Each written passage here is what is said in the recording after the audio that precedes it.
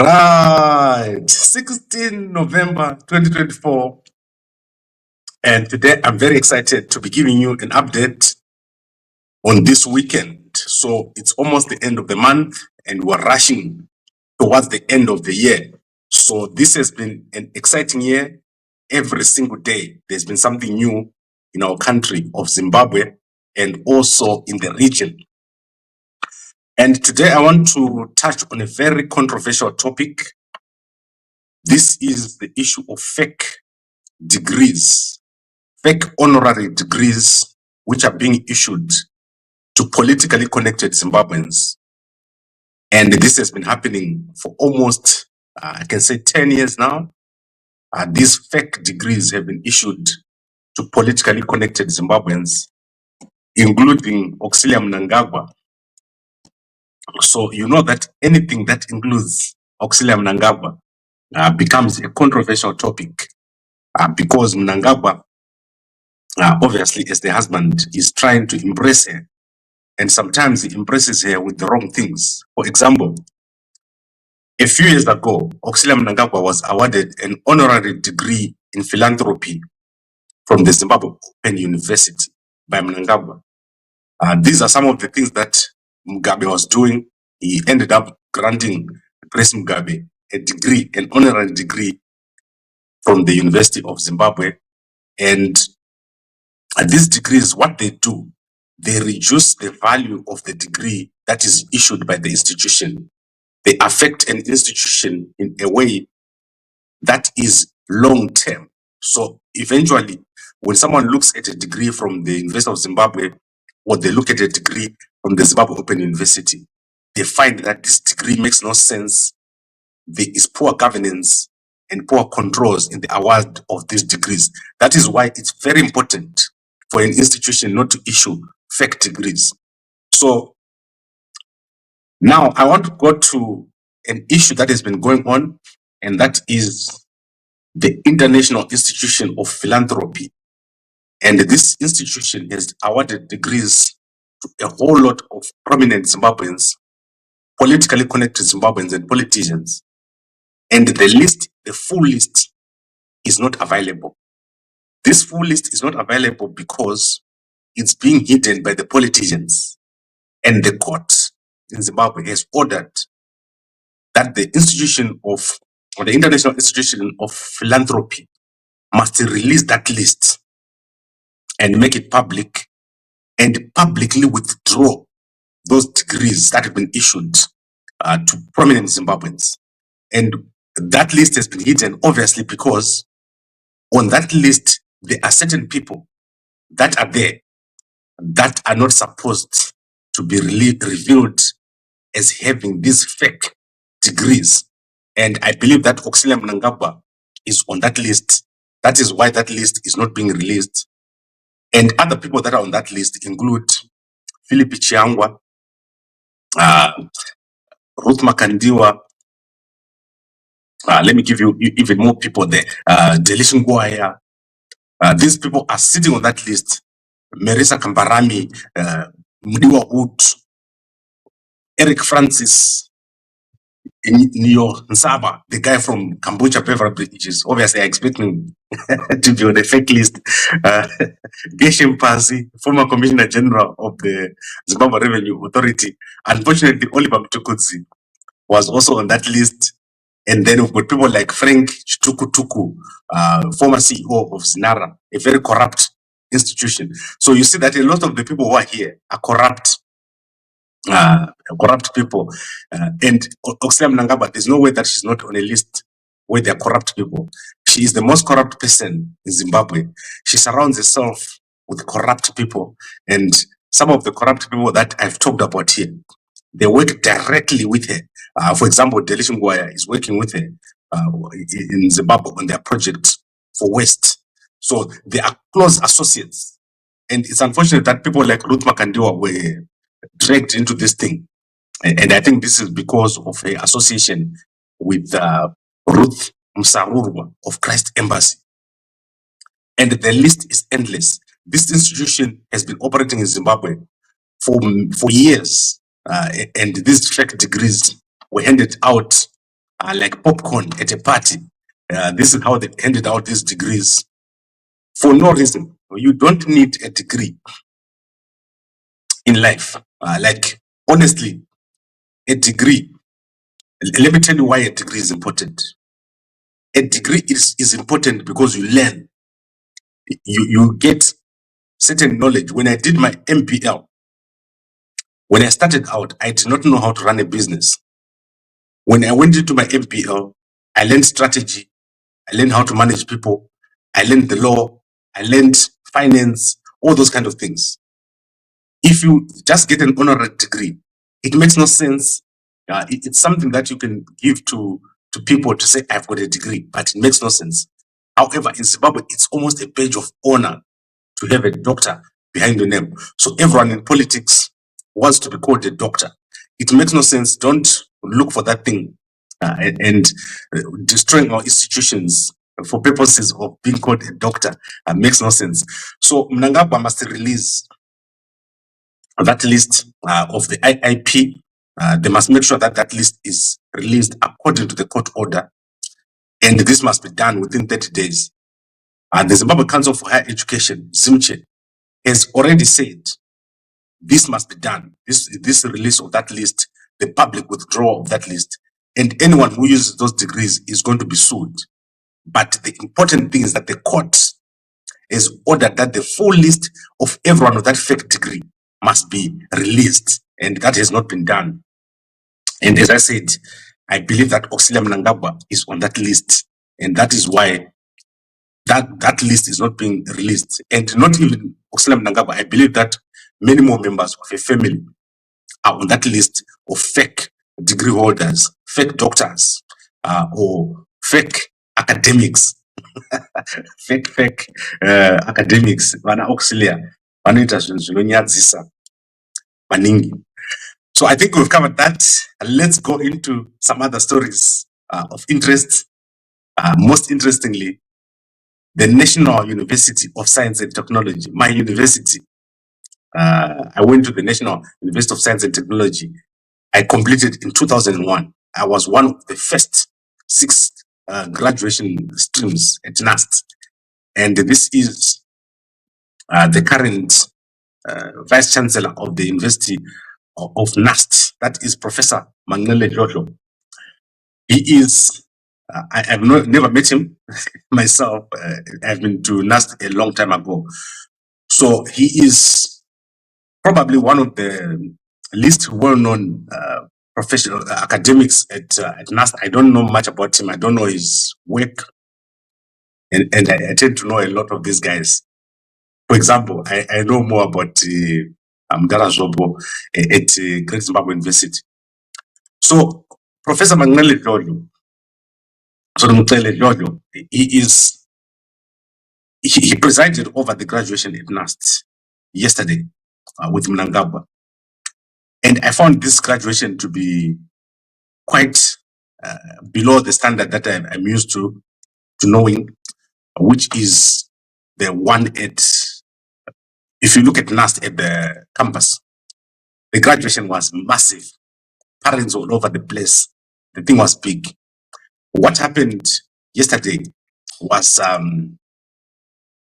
sort of like a low-key event with a very poor, I can say it was almost like a high school graduation. This happened at ZITF, and there was, you can even see that there was no footage of the whole thing. It's NUST is losing its quality and standard. When we went to NUST, it was hard to get into NUST. We had lecturers coming out of all these countries, European countries, Western countries. Right now, NUST has become something else. But I want to show you what I'm talking about. Even high school, it was not going to have a graduation like what we've had here. We used to have massive graduation ceremonies at NUST. And at the moment, things have deteriorated. We have 3,200 graduates coming out of NUST. And the guys I'm showing you here are the guys from the Chronicle newspaper. That is the editor, Stanford Chiwanga, on the right. And the Brandon Moyo over there. These guys are doing quite a good job. But NUST itself, the NUST that I know that we went into, if you come to South Africa, the banking sector of South Africa, almost, if you say everyone from NUST, get out of your job right now, the banking sector of South Africa would collapse. At the moment, NUST degrees are strange degrees like media and all those kind of degrees. If you ask you how many people from NUST are working in the media sector, are actually working for the job that can make a living, you'll be surprised. So Zimbabwe is producing 30,000 graduates a year, and most of them are sitting at home. They actually lack the skills. The worst part about NUST degrees is the guys who are doing the masters and the PhDs.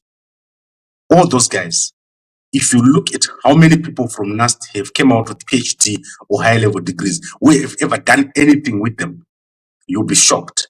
These guys are just doing these degrees and end up with nothing. So NUST needs to do a bit more in terms of making sure that they contribute to research, they contribute to the economy. They're not doing much in terms of these contributions. And obviously, it's a well-known problem that taking theory into practice is a big problem. And this has been happening across all the universities. But I think for NUST, as a science university, there should be a difference. Bulawayo by now should be a developed city. In the moment, nothing is happening in terms of development. I think the university that is trying is the Harare Institute of Technology. I always make fun of them, but I think they're actually trying to take theory into practice. They try, but they're failing, but they're trying. You see, they try to do something to do with the train. They try to do something to do with the development of drugs. But for NUST, nothing. It's go to school, get your degree, go home, and find a vending store and sell some bananas or airtime. That is how NUST is operating right now. And Professor Mtukudzi, we need change over there at NUST. We cannot continue the way we are continuing right now. Now let's look at a scandal. A massive scandal is broken out in Zimbabwe, and hundreds of kids are involved. So I'm going to show you this man. This is the late father. He is a Catholic priest. This story is international. So that is Father Brian Porter, and I'm going to show you Father Brian Porter right now. He is one of the most dangerous men to ever live. Father Brian Porter has abused hundreds of St. Ignatius Shawasha boys, and he died in July, on July 8. He is currently trending because Zimbabwean kids who were affected have gone and opened a group, or they formed a support group for survivors of his abuse, and he used to abuse these kids when they were assisting him with duties at the school. So many of the kids have not spoken about it, but after his death, the Catholic Church has admitted that this has happened, the reports were made, and they are therefore going to be paying these kids. So there's a support group of these kids who are now saying, obviously they're not kids now. This started in 1970. So between 1970 and now, this priest, Father Brian Porter, has been abusing children at this school, one of the most prominent schools in Zimbabwe. And he was running a camp. So he would use this camp to abuse the kids. He would also use the opportunity when the kids were preparing for mass, and he would abuse them. So this is terrible, what has happened in Zimbabwe. And this is the school here, St. Ignatius Shawasha, one of the Jesuit schools in Zimbabwe. And this has come as a shock to many parents who did not know that this is what was happening at the school. So amazing story that is trending worldwide, and the Catholic Church has already held meetings with the survivors, and they're going to be compensating victims. So if you're a survivor, I do not know how you're going to do it, but go back to the school and find out how you can get in touch with other kids who were affected by this evil man, the face of evil. I don't understand this church and why they do what they do. Then we've got, obviously, talking about education, a crazy thing has happened. Tinashe Ngirande has presented a book, Building Zimbabwe Together, to Collins Mnangagwa. I don't know why someone would present a book to Collins Mnangagwa. Collins Mnangagwa is no one. So I think these guys, what they're trying to do is to get the attention of the Mnangagwa family, hoping that they will get some fund or financing for their businesses. And what I always say to young people, so on a daily basis, I talk to a lot of young people. It's very easy to start a business, but the problem that we have is that there is no capital. So you don't need to go to the politicians. I can assure you that Collins Mnangagwa will never give you a cent for your business. When we started Gambakwe Media, I took 500,000 of my own money and I left work, and when they started Gambakwe Media, that is after I worked for 7 years in corporate, and I was confused.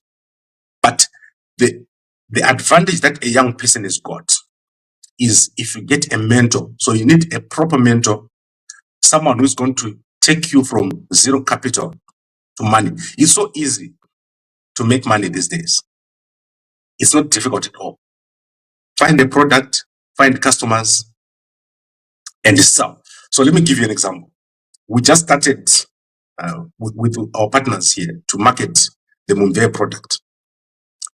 Over the past month, there is no day that passes where we don't sell out a product of 10 packets or so of Mumvea to guys all over the world. That is a product that people want. It's useful and it's serving a purpose. I'm not the one who started the company. I just became a point of contact where people could make payment and they know that they're going to get a supply. There are hundreds of products that you can take, but don't think you're going to get money handed to you by someone like Collins Mnangagwa, and then he's going to give you money and you do everything. You must start with nothing. If you start with zero, you're going to do very, very well. And take it from me, there is no one who is going to assist you to start a business, especially the young graduates. You need to think outside the box. There's so much money to be made out there, and you just need the right place to go. That's why I was talking about places like NUST. They lack the infrastructure to provide work to youngsters. And I work with a lot of youngsters. I know how youngsters are. When you come out of university, you basically know nothing. However, the world has changed. Everything has changed. And anyone can become a business person. You can become a millionaire immediately. Zimbabwe has got so many gaps. And youngsters need to understand that they cannot just sit there and expect a job or expect someone to hand them capital. So when I see something like this, I laugh because Collins capital because their father has killed everything. Mnangagwa has destroyed the country. Mnangagwa these guys are the only guys who are going to make use of their degrees, the ones who are already in the field. And talking of degrees, the army also had their graduation. I think this was the junior staff course. So you can see people are graduating everywhere. And they also had the Zambians on there. So graduation is taking place everywhere. The problem is application. Why is our country in such a mess? 24-hour power cuts and things not functional. That is because of leadership, poor leadership all over the place. Zimbabwe, you need a change of leadership. Then things are going to become functional. Then let me quickly look at one more thing. Entertainment. That is my favorite couple here, Taiti and Kiki. I don't know why these guys get millions of views. Like every time I'm scrolling on my phones, I see 1 million views, 2 million views. That's crazy. So they're going to be joining hands with Natasha Nyemba. Do you guys see what Taiti when Kiki is right next to Natasha, her legs look like what? So Natasha Nyemba is amazing. Not compared to, while standing next to Tighty and Kiki, and Tighty has properly protected himself from being exposed to what is happening over there. And then obviously ZANU-PF is going to be running a conference or an award ceremony for ministers. That is on the 7th at ZANU-PF head office. All the headquarters, all the ministers of ZANU-PF are going to be awarded. Mnangagwa does this every year. Highest performing ministers are going to be awarded here. And obviously, Sekuru Masuka is going to be one of them. Obviously, he's going to be one of the people awarded. He's always with Mnangagwa. Twitter say the one vekumasvingo vanokumasvingo vati kuwadza nebehavior yavo. Then in SADC, there was a meeting between the new president of Masisi and the SADC executive chair. They visited him at his office and he read them the riot act, what they've been doing. So the SADC executive chair has been doing a lot of corrupt stuff with ZANU-PF, and I'm sure he was told by the president of Botswana to stop it because of his corruption and his behavior. So they went over here, almost the whole SADC senior team went here. And I want to remind the SADC guys that the 66 guys who were arrested are still in jail. Up to now, Mnangagwa has still got those people in jail. The activists and the Timber are still in jail. I've written how many letters to Masisi, to President Ramaphosa. I've written letters to SADC executive chair. And now I'm going to personally visit President Duma Boko. Very soon, you'll see me there to talk about the 66 guys who are still in jail right now for nothing, for holding a prior on 16 June. So imagine that they're still in jail from 16 June without trial and being kept in jail for all this time. Crazy stuff happening under Mnangagwa. Then we obviously have the story in the H Metro where Edmo Govere has defrauded a woman, a UK-based woman. And this guy was pretending to be a lawyer. He's a businessman from Zimbabwe.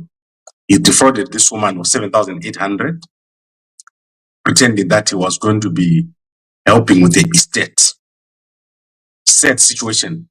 Justin Murungu here. He died in the UK, and his funeral was marred by a fight between his mother and his wife. And now we have this situation where Edmo Govere has defrauded his wife of $7,800, pretending that he was winding up his estate. Very sad situation. I don't know who is Justin Murungu. I suspect that he was somehow politically connected because he went to China, and I saw the flag of Zimbabwe and the flag of the UK over there. So I don't know what it was, but his funeral was very chaotic. Now we have this situation with Edmo Govere stealing money from his wife. Then obviously, let's look at what's going to be happening tomorrow. SADC is coming to Zimbabwe. So the SADC Extraordinary Summit is going to take place in Zimbabwe. MCO is going to meet there. Troika is going to meet there.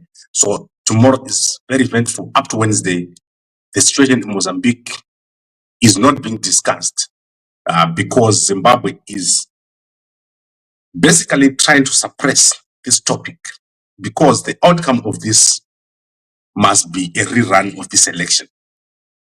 So the Mozambique election was not done properly, and there was massive rigging that took place. The most popular person, Venancio Mondlane, was rigged, and he has had to leave South Africa for, my understanding, is a European country. And the next logical thing to do is obviously for the election to be rerun, or in the failure of to have a rerun, for Venancio Mondlane to be part of the presidential team. So he must either be one of the presidents or something like that in a power sharing arrangement. The current situation in Mozambique is not sustainable. It's not possible to keep this situation like this. So there's going to be the extraordinary summit of SADC in Zimbabwe between the 17th and the 20th with a communique being issued. Let's see if they totally ignore Mozambique, because if they do that, the fire is just going to explode in Mozambique. Mozambicans are very angry with what Mnangagwa has done over there with the rigging.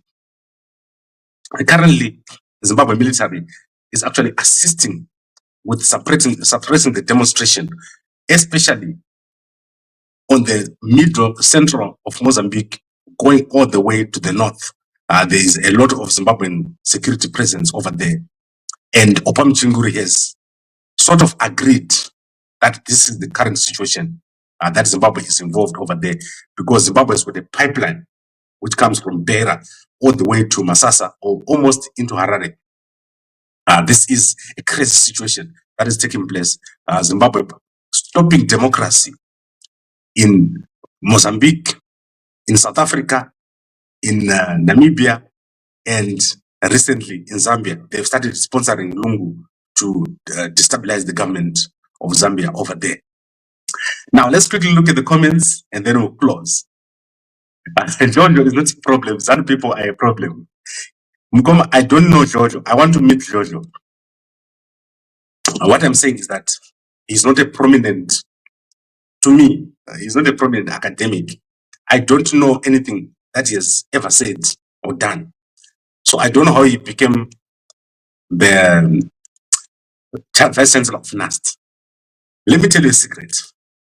Professor Phineas Makurane, he granted me my first interview in the newspaper called the NUST Observer. Professor Phineas Makurane was the first vice chancellor of NUST. I went into his office and I spent 30 minutes with him. That was unheard of at the time, to spend so much time with the vice chancellor of NUST. He was known for his work. So I'm just saying, I do not know him. And if I don't know you, most times I should know you. Let's see what Gugu is saying about Mpele. Is well known in Matabeleland and is a genius. Very well deserving of being a VC at NUST. I went to the same school with him. I'm not saying he's not deserving. So guys must understand. I'm saying once he went into NUST, I do not know him. I went to NUST. I'm a very well connected to things happening at NUST. And I do not know what he's done since he became the vice chancellor. I really want our vice chancellors to do well. Like, as I'm saying to you here, Mdala Jobo has been doing so well. The Great Zimbabwe University has become a top university. He has reorganized it. He has put in place the systems. And that university probably came from being nothing to become one of the top 3 universities in Zimbabwe. Midland State University, who is the VC? Take for example. Now let's go to Chinoy University. They are known for their degrees. Who is the VC? What is the VC talking about? Go to the Harare Institute of Technology.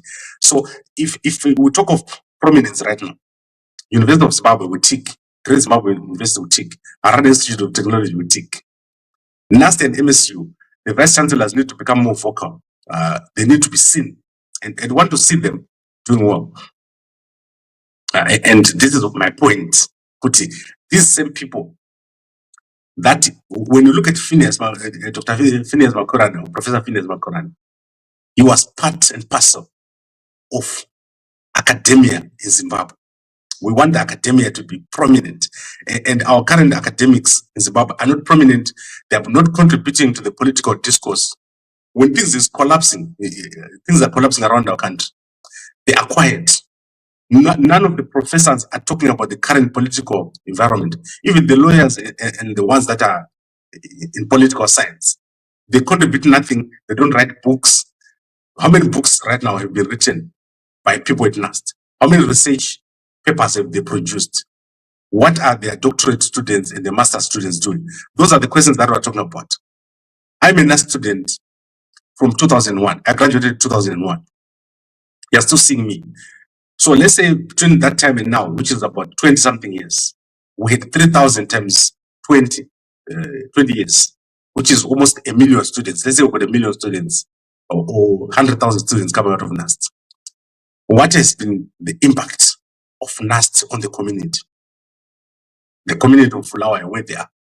Do they even have a little farm that they've created there at NUST? And that goes to all the institutions that are there in Bulawayo. Near my school, there was Etzgodini Agricultural College.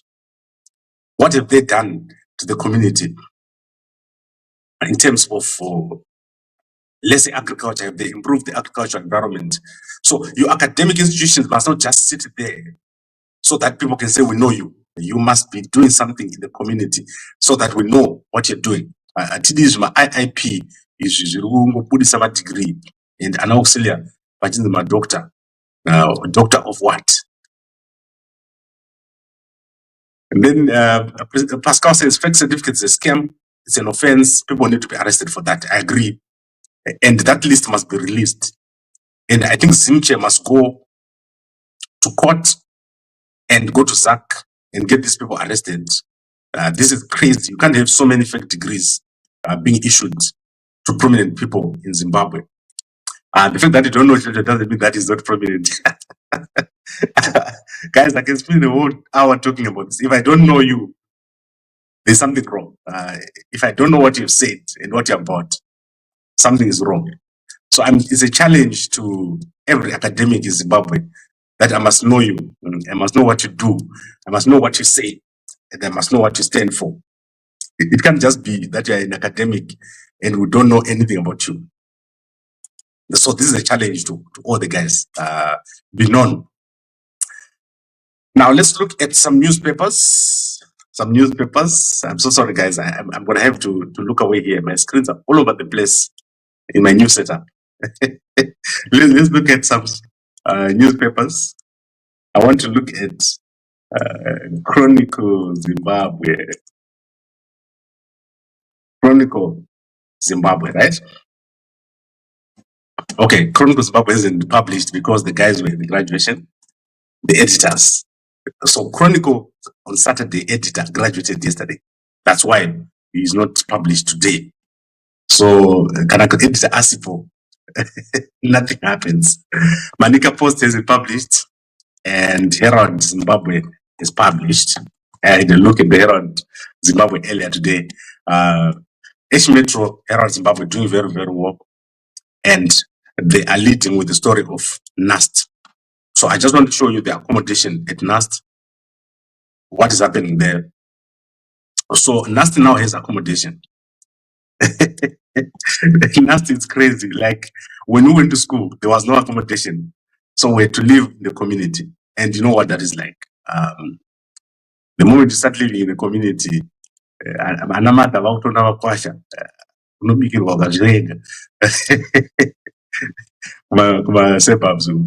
but anyway, let's look at what is. I want to show you guys the NUST accommodation.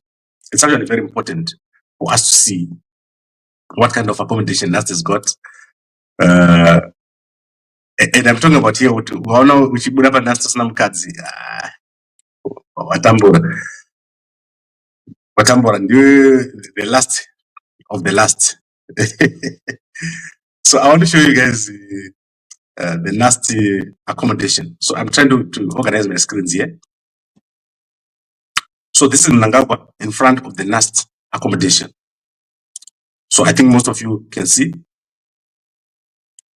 So these are Mtulingube, number 2. And then we've got Dr. Vincent on the left. And we've got, what is that guy, the Shava? Shava is now in education. He's looking very out of place in education.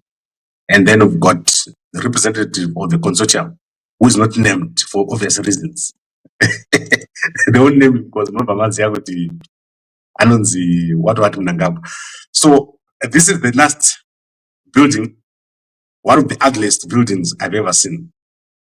This is poorly done. The one at Chino University, much better done. And I also don't like the location of the last one. It's so far from campus, as far as I'm concerned. I think I saw you have to drive all the way down to get to the campus. So inside campus, inside NUST, there's accommodation. But it's almost like you are living at Matapi with the NUST hostels over there. It's crazy. I cannot believe how kids live in these dorms. There's so much opportunity for accommodation. If you got money and you build, you do very, very well in terms of accommodation at NUST. But let us recap. So there is a whole bunch of fake degrees that have been issued by the organization called the International Institution of Philanthropy in Zimbabwe. Almost all the people around Mnangagwa have got these degrees. We are talking here of prominent politicians, socialites, religious leaders. They've got these degrees. And I believe that one of the people that has got this degree is Mnangagwa, because the list, which was ordered by the court to be released, has been kept under wraps. They are refusing to release that list. And the institution was ordered to withdraw the degrees publicly within 30 days of the court order. They failed to do so. And the ZIMCHE, Zimbabwe Council of Higher Education, has told this same institution to revoke the degrees. They've not done so. They've now ordered, they've now threatened to go to court if IIP continues. But IIP has been adamant because they're politically connected. So this is a current situation in Zimbabwe. Fake degrees around Mnangagwa, all around him. People like Gershem, people like Ruth, people like Philip Chiangwa. The list is endless. It includes some of the people that you know. And I don't understand why people like degrees. There's nothing in a degree. And Zach is totally quiet. Right, Mkoma Worship, thank you very much. I've known you for a long time. Thank you, Mkoma Worship. I actually don't take offense on anything, because let me tell you a secret. Every single day in my life would be my last day on earth. And I know it. So one of the things that I have learned to do is to be very honest and to also accept input. I get a lot of input privately here. People talk to me, and I also give a lot of public criticism. And most of the people I talk about here, I know them. Saka, people like Anna Auxilia, Anna Mnangagwa, Anna Collins, Vano Hawa. When they get out of power, you're going to feel sorry for them. Behind the scenes, they are struggling. These people, they don't have a plan. They're just dragging us along. And I'm here every day, 365 days. And we need to work on a solution for a country. And that solution is going to come from people like myself, who've got a platform. So if you've got a platform and you don't make use of it, eventually other people are going to come and they'll make use of that platform. And what we need to work on right now is high-speed rail, and its planned cities, 2 houses for its soldier, 3 hours from Harare to Victoria Falls, tourism-based economy. Very simple, and I'm very clear about it.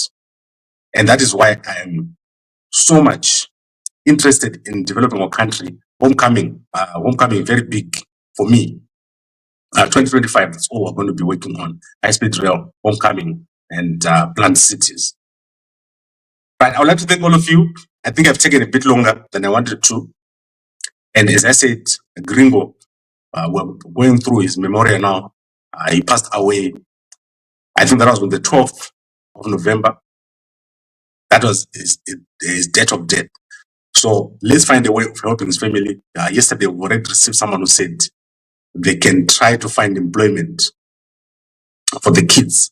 But we need more. We need to do more. If someone was able to build a house for that family, I think that would be amazing. Especially the raw home, they can go and fix it. That would be amazing. So thank you very much, everyone, for watching, and a good day to you all.